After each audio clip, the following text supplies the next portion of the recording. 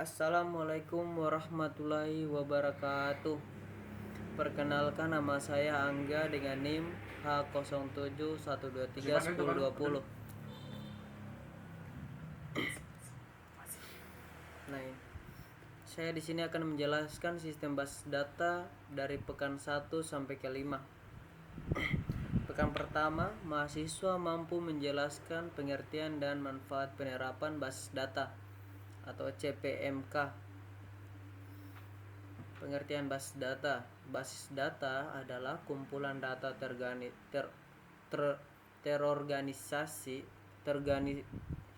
terorganisir yang dikelola melalui sistem komputer untuk memudahkan penyimpanan dan pengambilan informasi. Data dapat diakses dan dimodifikasi menggunakan DBMS atau Database Management System seperti MySQL, Oracle, dan PostgreSQL. Contohnya penerapannya termasuk platform e-commerce untuk mengatur informasi, produk dan transaksi, serta sistem informasi perpustakaan untuk mengelola koleksi buku. Dengan demikian, basis data penting untuk meningkatkan efisiensi pengolahan informasi.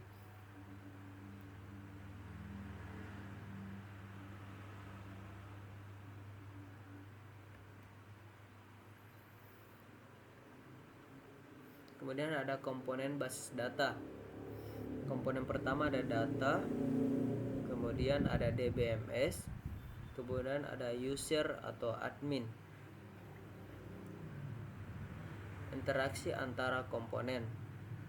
Nah, interaksi antara komponen, user berinteraksi dengan basis data melalui aplikasi atau antarmuka pengguna yang disediakan oleh DBMS. Nah, user ini dia memiliki interaksi antara DBMS. Ya, mereka saling berinteraksi. Kemudian administrator memastikan bahwa sistem basis data berjalan dengan lancar, data aman dan dapat diakses sesuai kebutuhan. Nah, ini adalah interaksi antara komponen. Mereka saling berhubungan antara user, DBMS dan data.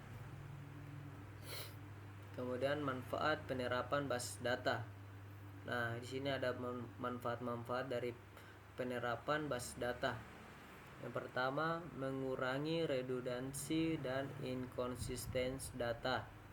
Kemudian ada menjaga interaksi dan konsisten data. Kemudian memudahkan pemeliharaan dan pembaruan data. Yang ketiga, meningkatkan kolaborasi. Yang kelima, menjaga interaksi dan konsisten data. Yang keenam, aksesibilitas data yang cepat. Yang ketujuh, mendukung pengambilan keputusan yang lebih baik. Kemudian pekan kedua, mahasiswa mampu menjelaskan konsep pemodelan basis data atau CPMK. Pengertian pemodelan basis data. Pemodelan basis data adalah proses untuk mendeskripsikan struktur data serta hubungan antara elemen-elemen data tersebut. Proses ini digunakan untuk merancang basis data secara efektif, sehingga memudahkan dalam pengorganisasian dan pengolahan informasi. Dengan pemodelan yang tepat, pengembangan dapat memahami kebutuhan data dan menciptakan sistem yang mendukung integritas dan efisiensi pengolahan data di dalam basis data.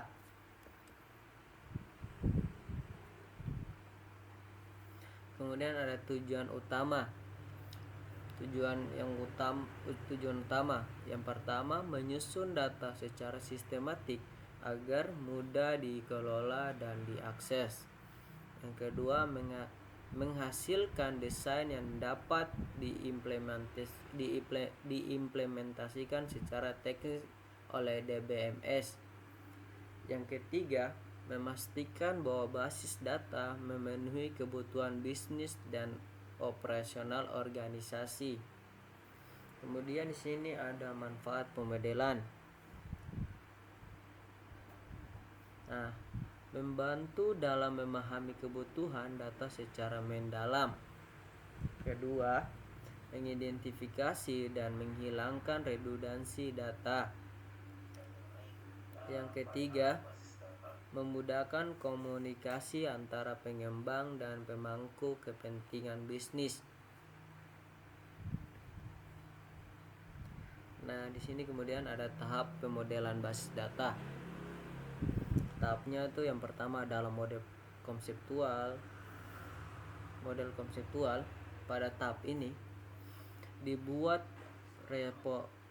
representasi abstrak dari data dan hubungan antara data yang dikenal sebagai diagram entitas relasi atau disebut IRD.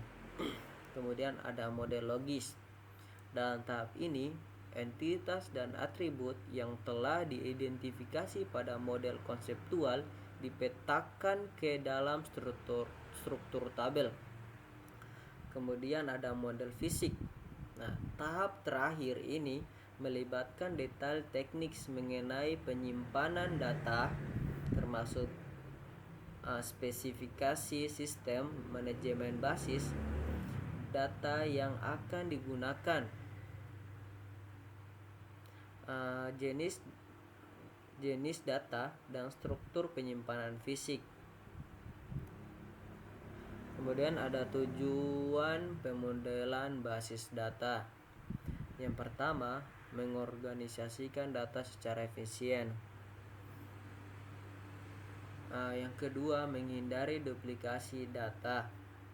Yang ketiga, mempermudah penggambaran hubungan antara data.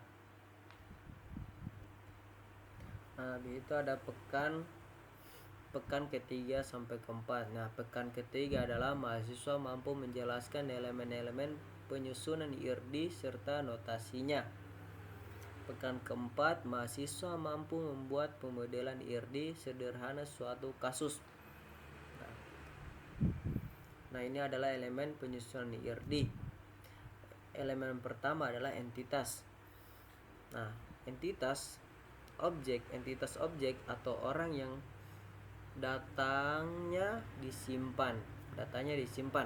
Kemudian ada atribut karakteristik entitas.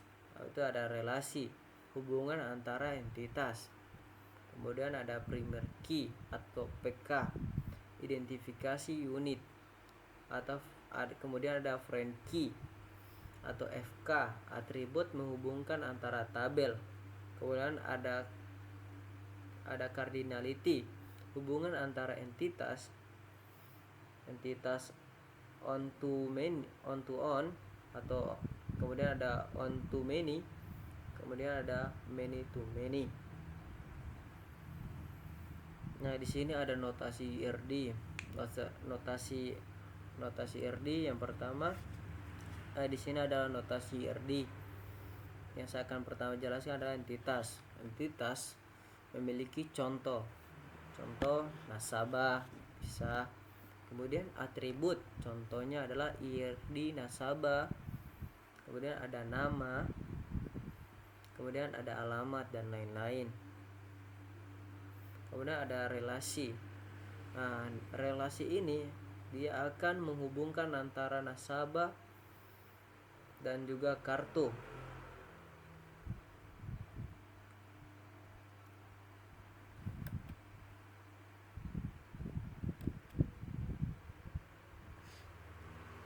Kemudian ada contoh IRD sederhana. Kita bisa lihat di sini adalah contoh IRD sederhana. Seperti yang saya jelaskan tadi. Nah, nasabah berhubungan dengan kartu. Makanya di sini ditambahkan relasi. Relasinya adalah memiliki. Nah, nasabah memiliki atribut. Atributnya itu adalah ID nasabah, nama, alamat. Nah, kemudian kartu memiliki atribut seperti ID kartu, nomor kartu, tipe kartu. Nah, jadi memiliki ini dia menghubungkan antara nasabah dan kartu. Oke. Kemudian langkah-langkah pemodelan IRD berdasarkan kasus.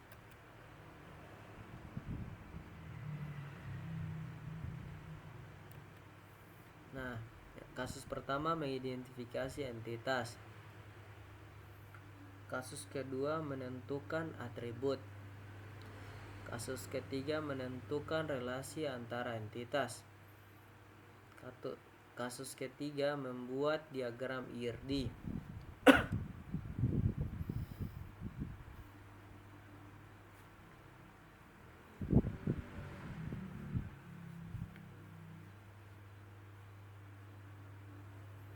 Nah, ini adalah pekan ke-5 sampai pekan ke-6. Mahasiswa mampu menjelaskan model relasional, melakukan transformasi IRD ke dalam relasional, dan menjelaskan jenis-jenis constraint basis data atau CPMK.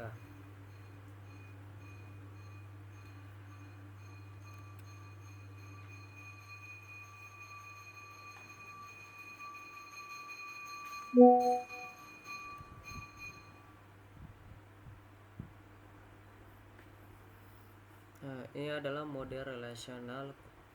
Nah, konsep dasarnya.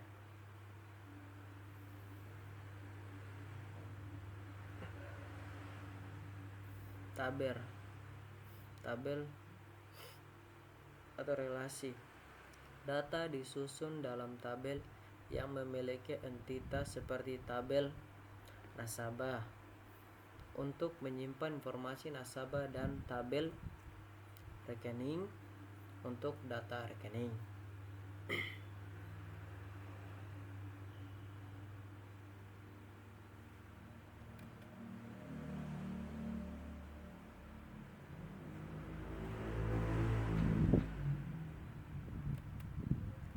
Kemudian baris atau tupel.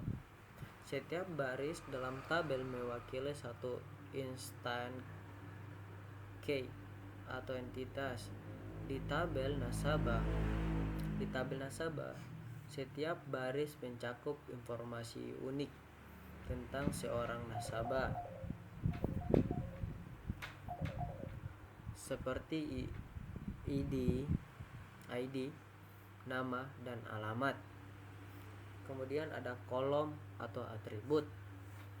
Seperti yang saya jelaskan, kolom itu yang ini adalah ini.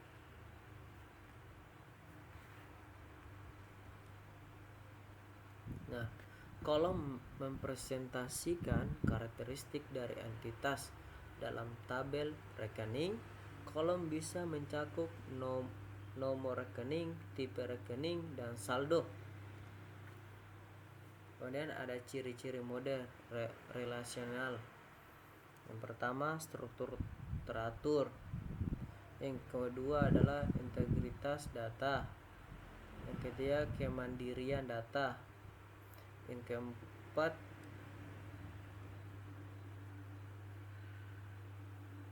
keuntungan model relasional. Keuntungan pertama adalah fleksibilitas. Yang kedua, efisiensi. Yang ketiga, keterbacaan.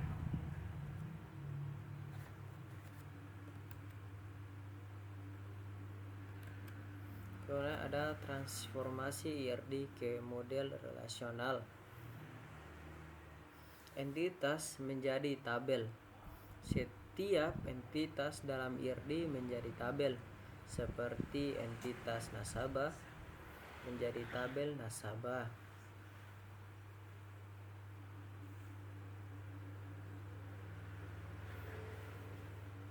Kemudian ada atribut menjadi kolom. Atribut dari entitas menjadi kolom dalam tabel, contohnya ID nasabah, kemudian ada nama dan alamat menjadi kolom dalam tabel nasabah. Itu ada primer key dari IRD menjadi primer key di tabel. Kunci primer dari IRD menjadi kunci primer di tabel, misalnya ID nasabah sebagai primer key dalam tabel nasabah. Kemudian ada relasi menjadi foreign key di tabel terkait. Relasi antara entitas di IRD diterapkan sebagai foreign key di tabel terkait, seperti ID nasabah di tabel rekening yang menghubungkan tabel nasabah dan rekening.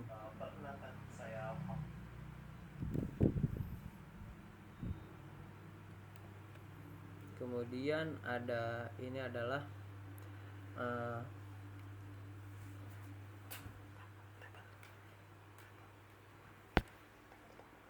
nah kemudian di sini ada tabel tabungan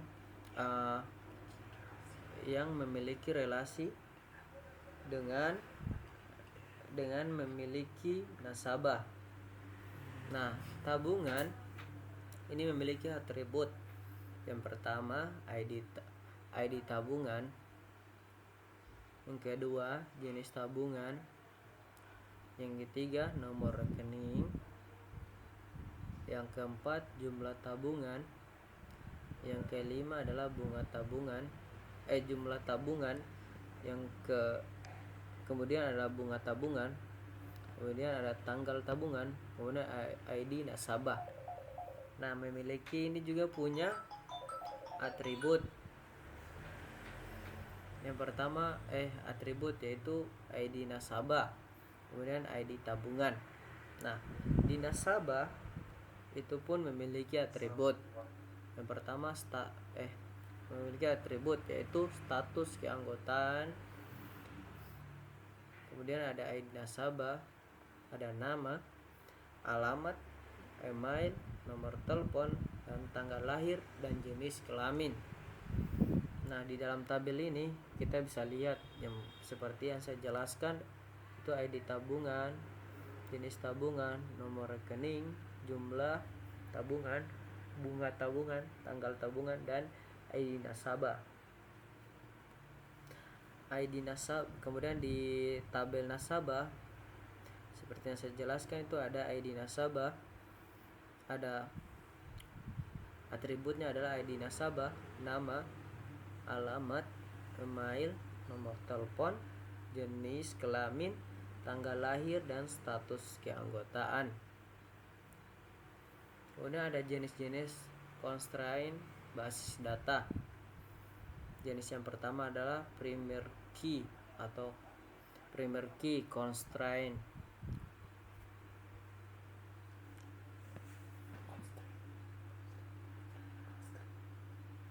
Yang pertama adalah primer key constraint. Yang kedua adalah foreign key constraint. Yang ketiga ada unique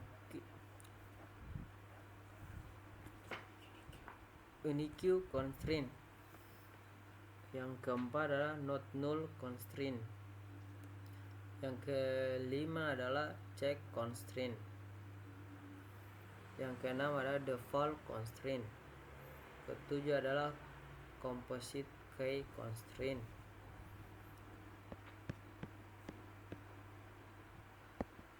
Yang kedelapan default constraint.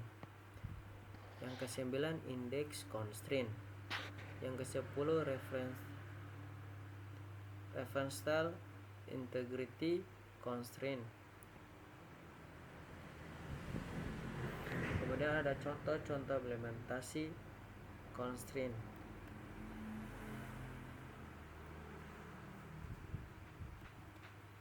Contoh implementasinya constraint ada primer key tabel nasabah.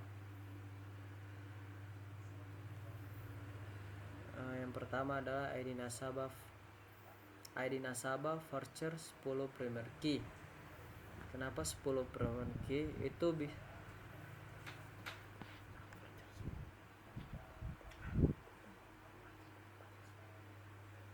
ID nasabah voucher 10 primary key agar bisa sebanyak agar panjangnya 10. Kemudian ada nama voucher 10 not null.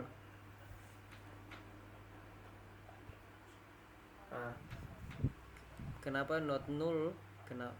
Karena supaya tidak kosong, makanya ditambahkan 50 not null. Kemudian ada alamat voucher 100. Nah, di sini biar supaya panjangnya 100.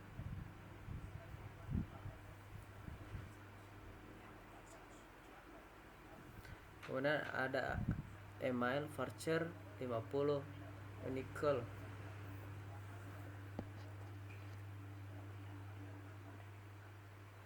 Artinya itu adalah untuk dia kodenya unik, makanya unik. Seperti kita tahu, karena email itu kodenya kadang angka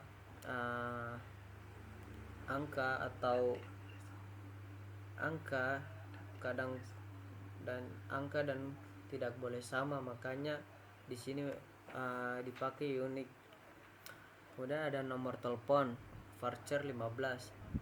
Nah, kenapa kita taruhkan sini 15 voucher itu voucher 15 itu biar panjangnya 15, walaupun nomor telepon panjangnya cuma 12 atau bisa dibilang 12 angka.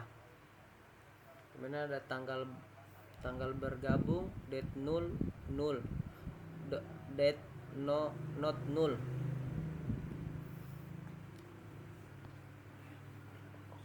Nah, date not null itu supaya tidak boleh kosong, tanggalnya tidak boleh kosong. Kemudian ada saldo desimal 15,2, cek saldo. Ini menjelaskan tentang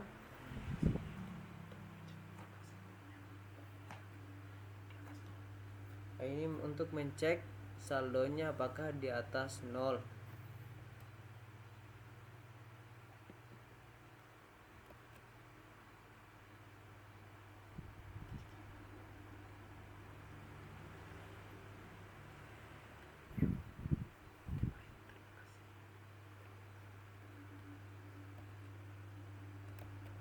Oke, baik. Itulah penjelasan dari saya. Jika ada kesalahan dalam pembahasan atau penjelasan, mohon maaf. Wassalamualaikum warahmatullahi wabarakatuh.